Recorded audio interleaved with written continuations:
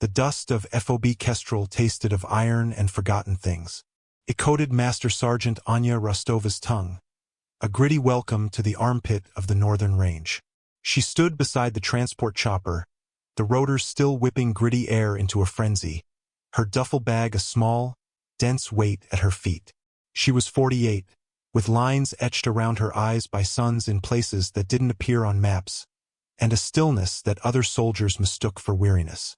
They saw the gray threading her tightly bound hair, the slight stoop in her shoulders that was not fatigue but a lifetime of managing heavy loads, and they dismissed her. She was a clerical error, a logistics ghost shuffled to the front lines by a system that had forgotten what she was. The problem was simple. A legendary operator, now aged out of the field, was sent to a place that had no use for legends, only for young bodies to throw at a problem. The turning point would not be an argument or a plea for respect, but the cold, mathematical certainty of a bullet traveling 3,000 yards. Anya watched the base breathe. Men and women, most half her age, moved with the hurried, brittle energy of the perpetually stressed. They jogged from prefab shelters to the command tent, their boots kicking up plumes of the ubiquitous red dust. Their eyes slid over her, registering a new face, an older woman in a fresh uniform, and then sliding away uninterested. She was furniture that had just been delivered. A young corporal glanced at her papers, his brow furrowed. Rostova? Master Sergeant? Right. Sergeant Gunn in logistics is expecting you. That way, he gestured vaguely toward a long, corrugated metal shed that sagged in the middle like a tired beast. He did not offer to help with her bag. Anya bent, her movements fluid and economical, and hefted the duffel. It contained everything she owned, and it weighed less than the rifle she was no longer supposed to carry. The walk to the logistics shed was a study in quiet observation. She noted the placement of the perimeter guard towers, the patterns of the razor wire, the blind spots in the interlocking fields of fire from the heavy machine gun nests. She saw the way the wind, a constant, whining presence, created miniature cyclones of dust that danced across the hardpan. She noted their direction, their speed, the way they interacted with the heat shimmering off the metal roofs. These were details no one else seemed to notice, but to her, they were a language she had spent her life learning to read. The air itself told a story of distance and distortion, a story vital to anyone who needed to send a piece of metal across a great expanse with precision. Inside the shed, the air was thick with the smell of canvas and gun oil. Sergeant Gunn was a bull of a man, his neck thick, his face flushed with a frustration that seemed to be his default state. He looked at Anya, then at the transfer order on his datapad, then back at Anya. A sneer curled his lip. Master Sergeant Rostova. They're sending me grandmothers now. The dismissal was not unexpected. Anya had felt it gathering from the moment her transfer was approved, a bureaucratic wave pushing her toward irrelevance.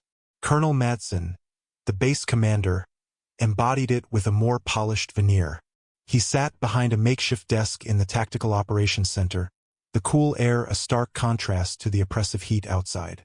The tent hummed with the quiet whir of servers and the low murmur of radio chatter. Madsen was a man who believed in systems, in clearly defined roles, and in the inexorable march of time that rendered soldiers obsolete. Anya was an anomaly in his ordered world.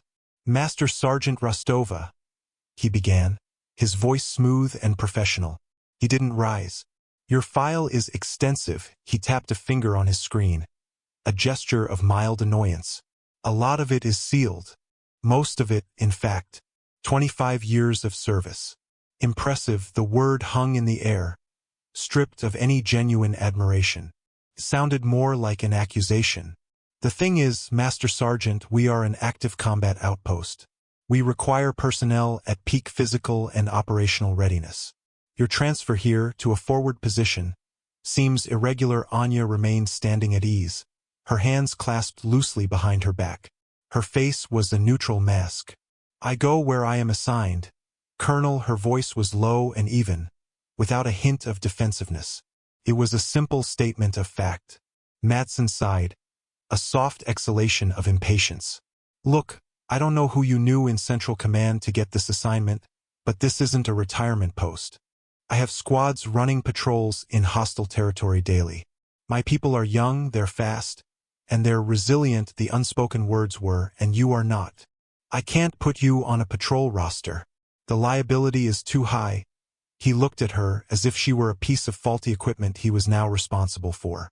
Sergeant Gunn in logistics needs a hand. His inventory management is a mess. We need a full audit of all Class 4 supplies. It's tedious work, but it's important. And it's safe. He offered a thin, dismissive smile. You'll be doing the brigade a service by getting Gunn's house in order. The assignment was a deliberate insult. A master sergeant, a senior non-commissioned officer with decades of experience, was being relegated to the role of a supply clerk. It was a message, clear and cold. You are old. You are a woman. You are useless to me here. Anya gave a single, sharp nod. Understood, Colonel. There was no argument, no flicker of anger in her eyes. She simply accepted the task, her discipline as ingrained as the marrow in her bones. She turned and walked out of the tent, leaving Madsen to his neat, orderly world, a world in which she was now just a misfiled piece of paper. Her calm acceptance seemed to unnerve him more than any protest would have. Sergeant Gunn grunted as Anya entered the supply shed for the second time. He tossed a data pad onto a crate stacked high with ration boxes. Colonel says you're mine now. Lucky me, he gestured to the chaotic mess that filled the cavernous space.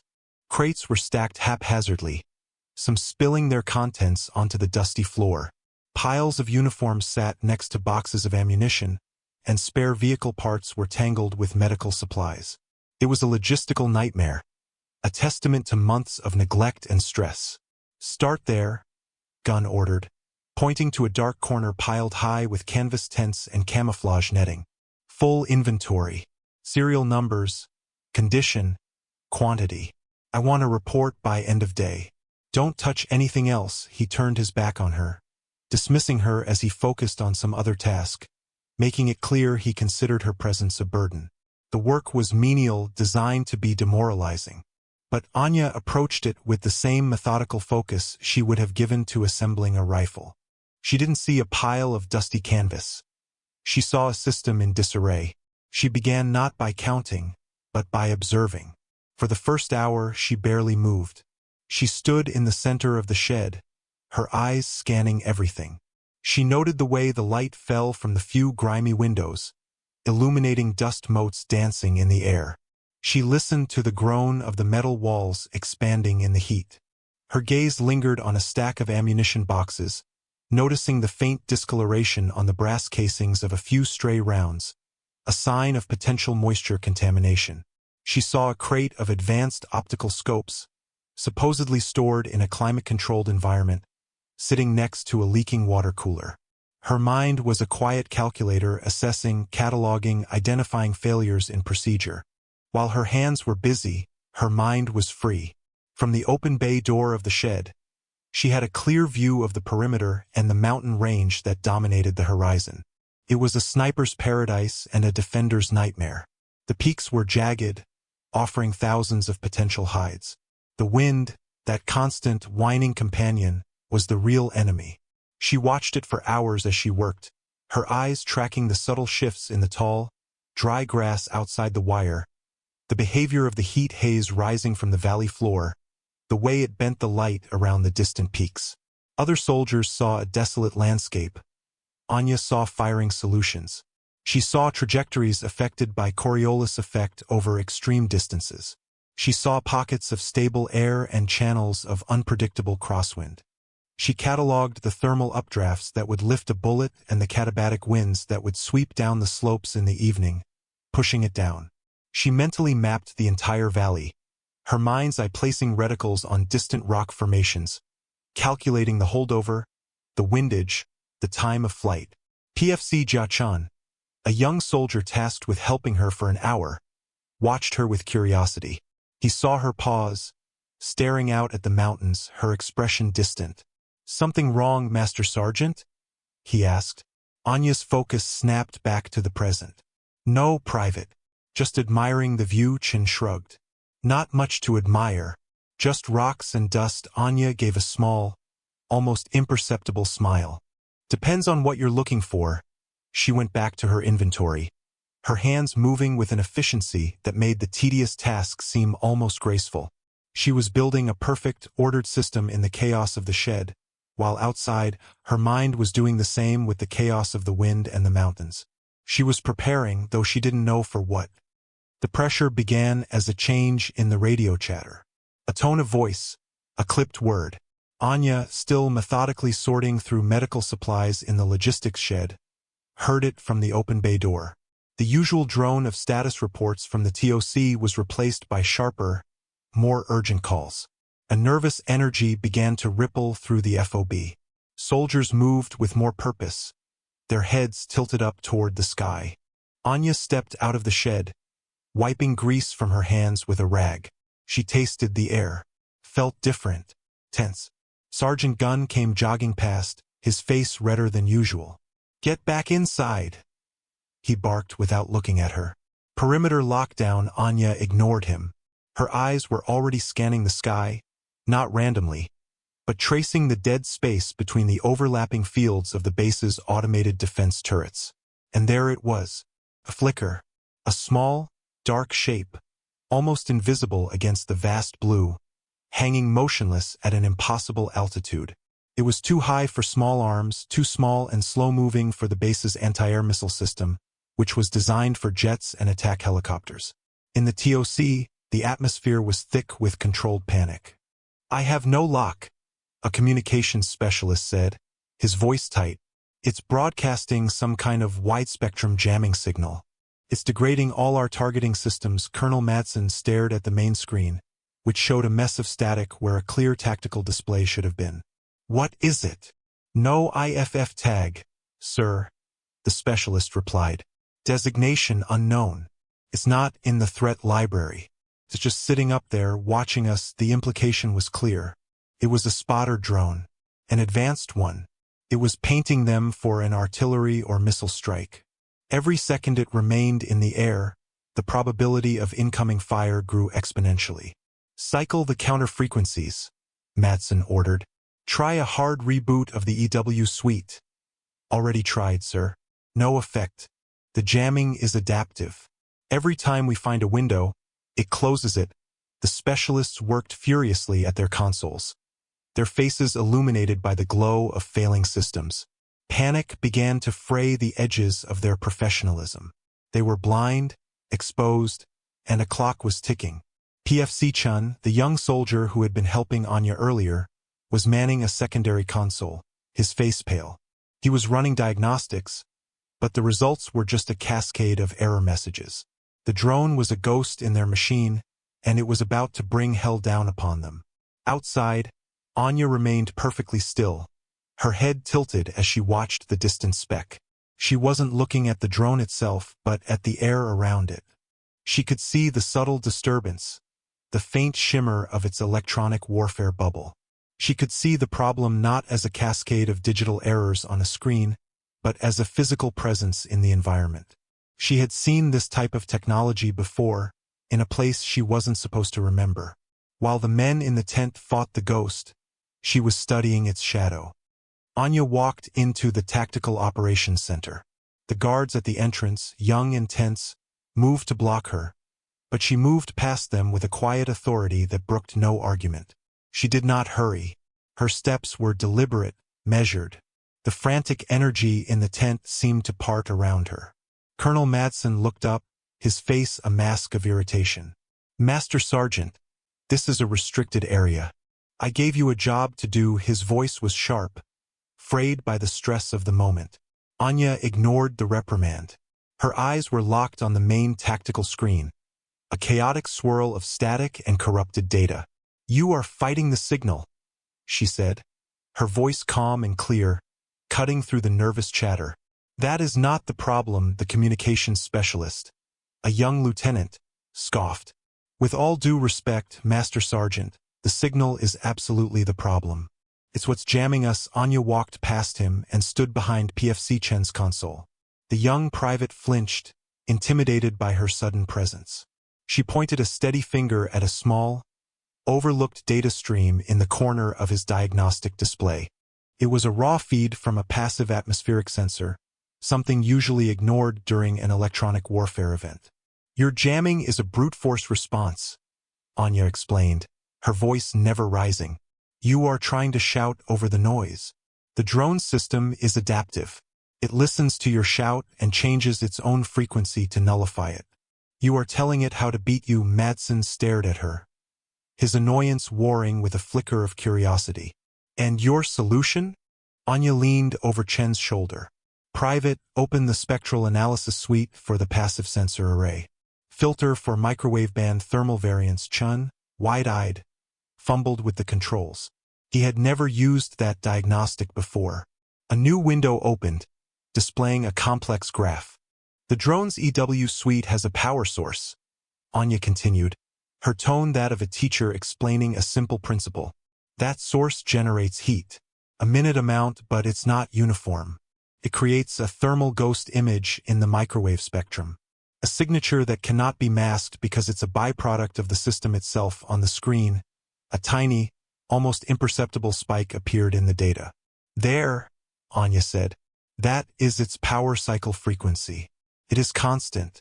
Cannot adapt. She looked at the stunned lieutenant. Instead of trying to jam the drone's broadcast, retask a single directional antenna. Broadcast a targeted, low-power pulse that mimics that exact frequency. You won't jam it. You will create a resonant feedback loop. You will overload its power converter. It was elegant, simple, and utterly outside their established doctrine. The lieutenant hesitated, looking to Madsen for confirmation. Madsen studied Anya for a long moment, seeing past the graying hair and the clerk's assignment for the first time. He saw the absolute certainty in her eyes. Do it, he commanded. The lieutenant typed furiously. A few seconds later, the chaotic static on the main screen vanished. A single, clean red icon appeared. The drone. A collective sigh of relief filled the tent. They were no longer blind. Sergeant Gunn, who had followed Anya into the tent to reprimand her, stood frozen by the entrance, his mouth slightly agape. He had come to shout at a useless woman and had instead watched her dismantle an unsolvable problem in 90 seconds with a few quiet words.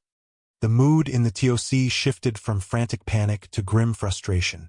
They could see the drone now, a clear, sharp icon on the tactical display. But seeing it and destroying it were two different things.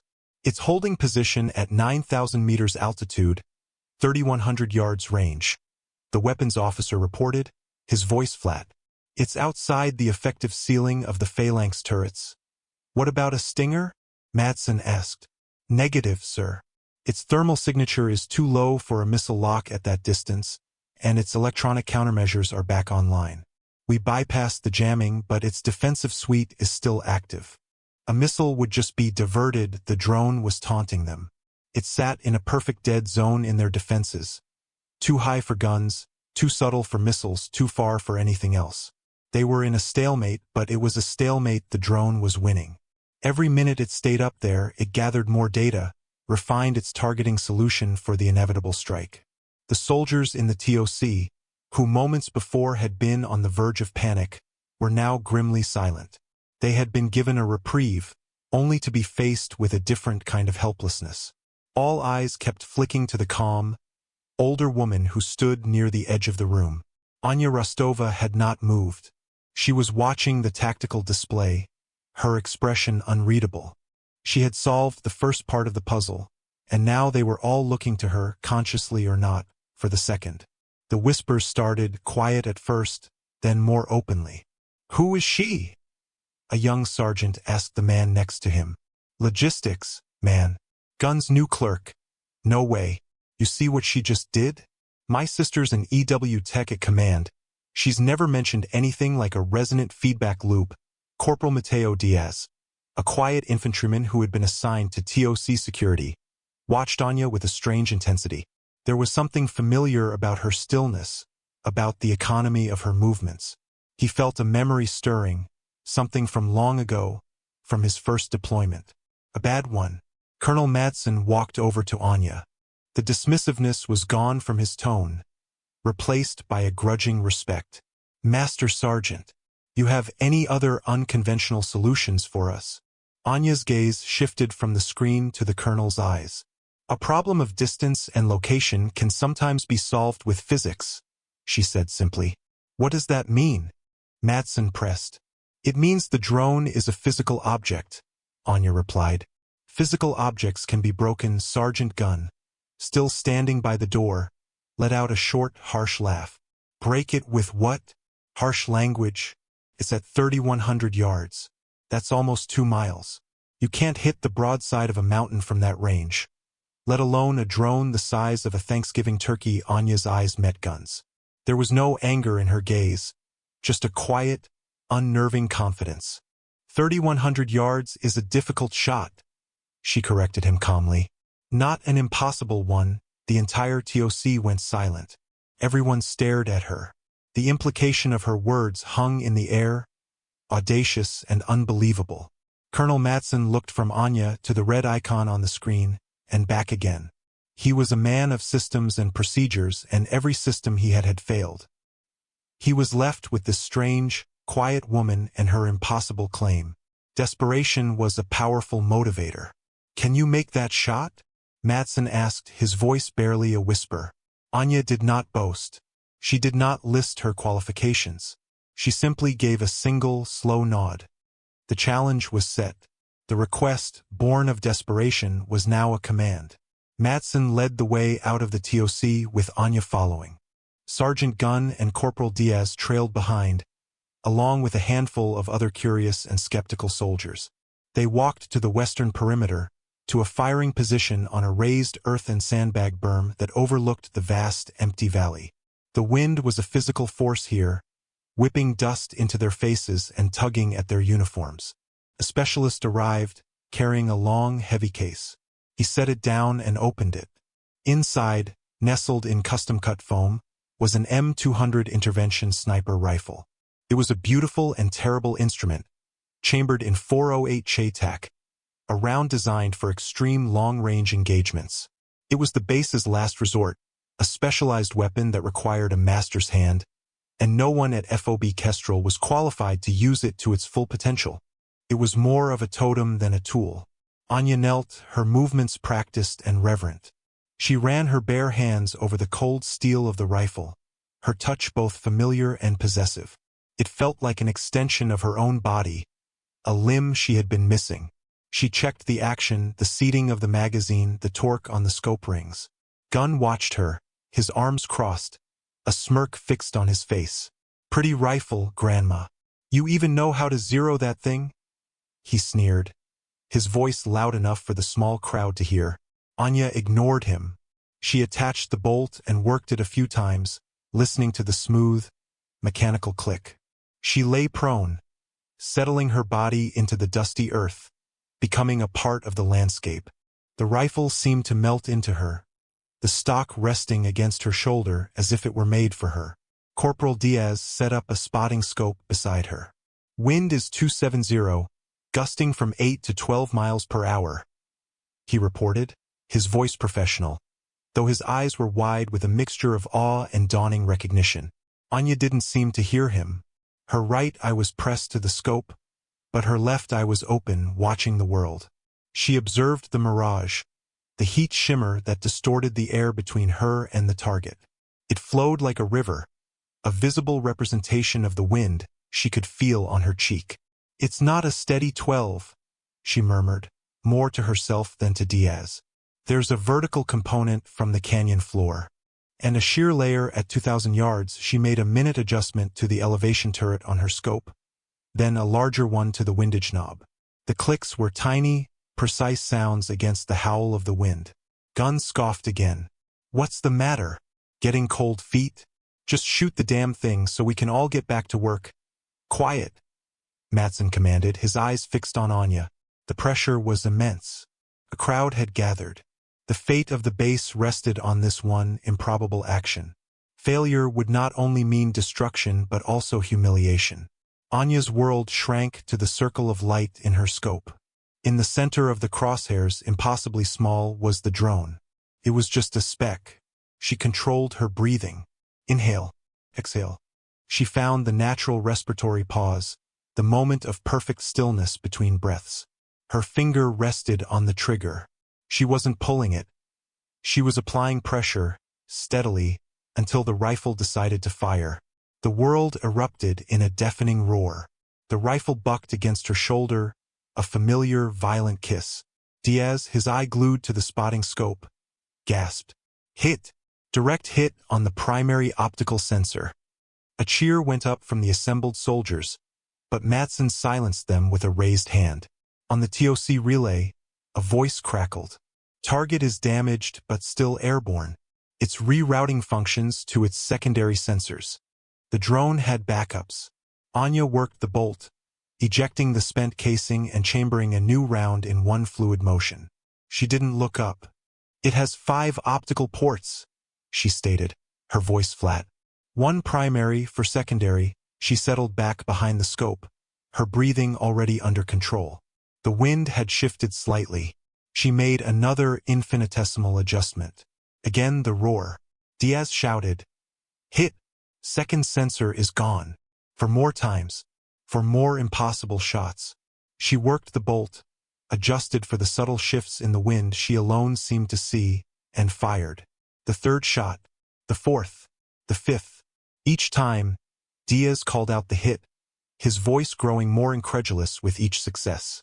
After the 5th shot, a different voice came over the radio from the TOC. Target is blind. It's lost its telemetry lock. Its falling silence fell over the firing line, broken only by the wind. Anya had fired 5 shots at a target nearly 2 miles away, in a shifting crosswind, and had hit a sensor array no bigger than a dinner plate each time. She had not just made an impossible shot. She had made it 5 times in a row. A profound, echoing silence settled over the firing line. The wind howled, but it seemed distant, muffled by the sheer weight of what they had just witnessed. Anya remained prone for a long moment, her eye still to the scope, watching the space where the drone had been. Then, with a slow, deliberate movement, she cleared the rifle, made it safe, and pushed herself up to a sitting position. She began to break down the weapon with the same methodical care she had shown in the supply shed, her hands moving with an ingrained, unthinking competence. The small crowd of soldiers stared, their faces a mixture of shock, awe, and confusion. They had come to watch a joke, to see the old woman fail, and had instead witnessed a miracle of marksmanship that would become a base legend before the sun went down. Sergeant Gunn stood frozen, his face pale, the sneer gone, replaced by a look of utter bewilderment. He looked at Anya, then at the empty sky, then back at Anya. The foundations of his narrow, prejudiced world had been shattered by 5 supersonic pieces of metal. Corporal Mateo Diaz was the first to break the silence. He lowered his spotting scope, his hands trembling slightly. He stared at Anya, but his eyes were seeing something else. A memory, ghosting over the present. A dusty street in a shattered city 10 years ago. A young, terrified private, pinned down with the rest of his squad. A single, unseen protector on a rooftop a kilometer away, eliminating threats with impossible precision. They never saw the sniper. They only heard the call sign whispered over the radio by their dying squad leader. Diaz took a hesitant step toward Anya. His voice was a hoarse whisper, barely audible over the wind. Nix. The name fell into the silence like a stone into a deep well. It was a name from the classified annals of special operations, a ghost story whispered by veterans, a legend of a sniper so deadly, so precise, she was thought to be a myth. Nyx, the Greek goddess of the night, the one who struck from the darkness and was never seen. Anya stopped what she was doing. She didn't look at Diaz, but her hands went still over the components of the rifle. The name hung in the air, an accusation and a revelation. Colonel Matson, who had been staring at Anya with a completely new understanding, turned to Diaz. "What did you say, Corporal?" "Nix, sir," Diaz repeated, his voice stronger now, more certain. "Operation Iron Serpent. The Asmara extraction. My whole squad was pinned down. We were dead. The comms were screaming about an Overwatch asset. Call sign Nix. She saved us all. They said she made a 2,000-yard shot. At night, through a sandstorm." Matson's face went rigid. He pulled out his datapad, his fingers flying across the screen. He accessed Anya's file, using his command-level clearance to override the seals. He scrolled through pages of blacked-out text, redacted mission names, and classified commendations. Then he stopped. His eyes widened. He looked up from the screen, at the quiet, middle-aged woman sitting on the ground, and saw her for the first time. The file was sparse, but the details it contained were staggering. A kill record that was statistically impossible. A list of decorations for valor so extensive they were simply summarized as "See Classified Addendum," and at the top of her operational history, one title, Asset Designator, Nix. He had sent a living legend to count blankets. The shame was a physical weight on Sergeant Gunn, pressed on his chest, making it hard to breathe. He watched as Anya finished cleaning the rifle, her movements economical and precise. Every gesture was imbued with a competence he had arrogantly dismissed. He had called her a grandmother. He had called her useless. He had sneered at her, mocked her, and given her the most demeaning job he could think of, all while standing in the presence of one of the most lethal soldiers of the modern era. His own inadequacy felt vast and hollow. He was a loud, abrasive man, his authority built on volume and bluster. But in the face of her quiet, undeniable excellence, his entire persona crumbled. He felt small, foolish. He took a step forward, then another. The other soldiers parted for him, sensing the gravity of the moment. He walked until he stood directly in front of Anya, who was now reassembling the rifle's bolt. She did not look up at him. She simply continued her work, her focus absolute. Gunn opened his mouth to speak, but the words wouldn't come. What could he say? Sorry for being a prejudiced fool? Sorry for underestimating you? The words were ash in his mouth, insufficient and pathetic. So he did the only thing he could. He stood straight, pulling his shoulders back, his posture shifting from its usual aggressive slump to the rigid formality of military discipline. He raised his right hand, slowly, deliberately. He brought it to the brim of his patrol cap in a salute. It was not the quick, perfunctory gesture of a subordinate to a superior. It was a slow, formal, and deeply personal sign of respect. It was an apology, an acknowledgement, a surrender. He held it, his arm trembling slightly, his eyes locked on the woman who had so thoroughly and quietly dismantled his ignorance. Anya finished her task. The bolt slid home with a soft, satisfying click. Only then did she look up at Gunn. Her eyes, clear and steady, held his for a long moment. There was no triumph in them, no "I told you so." There was only a calm, quiet acceptance. She gave him a single, almost imperceptible nod. It was enough. It was everything. Gunn lowered his hand and stepped back, his face still pale, but the shame was now tempered with a profound, humbling respect.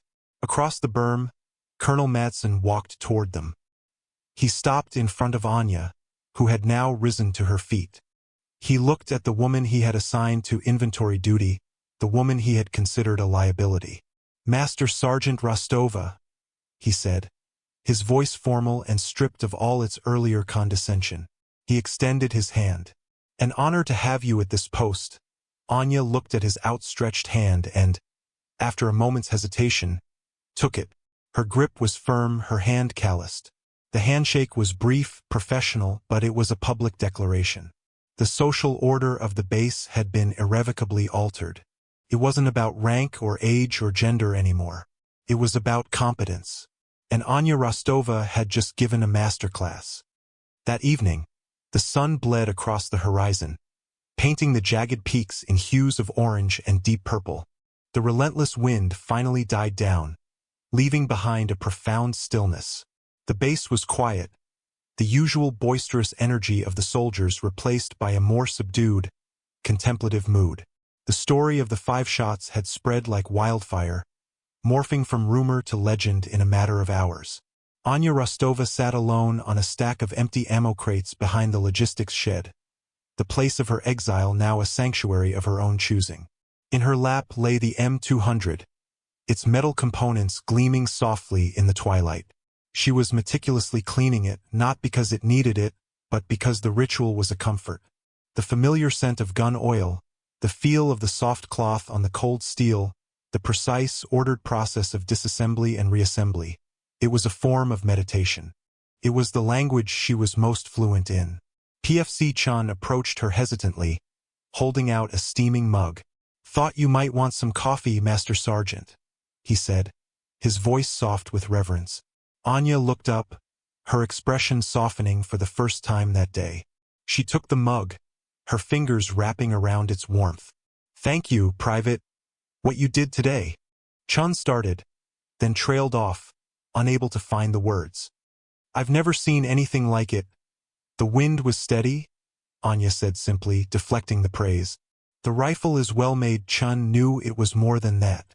He nodded, understanding she didn't want to talk about it. He stood there for a moment in comfortable silence before retreating, leaving her to her solitude. From the doorway of the TOC, Colonel Madsen watched her. He had spent the last hour reading the unredacted portions of her file, and the full weight of who she was had settled upon him. He had not been managing a washed-up soldier. He had been entrusted with a national asset. He thought of his dismissive words, his patronizing tone, and felt a flush of professional shame. He had seen a number on a page, an age, a gender, and had made an assumption. He had failed the first test of leadership, to see the capabilities of his people, not their limitations. Anya finished her work. She placed the last component of the rifle back into its case, closing the lid with a quiet click. She didn't look toward the TOC or at any of the soldiers who now gave her a wide, respectful berth as they walked past. Her gaze was fixed on the distant mountains, now dark silhouettes against the dying light. She had not asked for respect. She had not demanded a different post. She had simply been herself, and when the moment came, her skills had spoken for her with an eloquence and finality that no words could ever match. The image lingered in the minds of all who saw her. The quiet, older woman, alone with the tool of her trade, framed against the vast, desolate landscape she had conquered. She was no longer a clerical error. She was a guardian, a silent protector. Her dignity, which had never truly been lost, was now visible to everyone. It hung in the quiet evening air, as solid and undeniable as the mountains themselves.